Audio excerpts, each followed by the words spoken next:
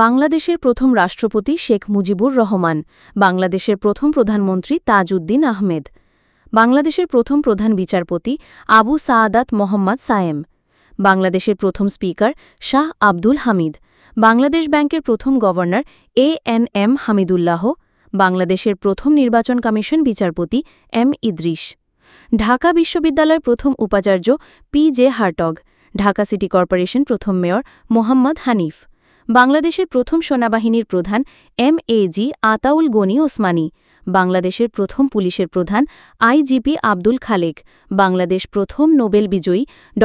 মোহাম্মদ ইউনুস, বাংলাদেশের প্রথম ফুটবল দলের অধিনায়ক জাকারিয়া পিন্টু, বাংলাদেশের জাতীয় ক্রিকেট দলের অধিনায়ক শামীম কবির, বাংলাদেশের টেস্ট ক্রিকেট দলের প্রথম অধিনায়ক নাইমুর রহমান দুর্জয়, বাংলাদেশের প্রথম চলচ্চিত্রের নায়ক আব্দুর জব্বার খান, বাংলাদেশের প্রথম চলচ্চিত্রের নায়িকা পূর্ণিমা সেনগুপ্তা, ইশরাত উর্মি, দেশ ও নাগরিক, ঢাকা।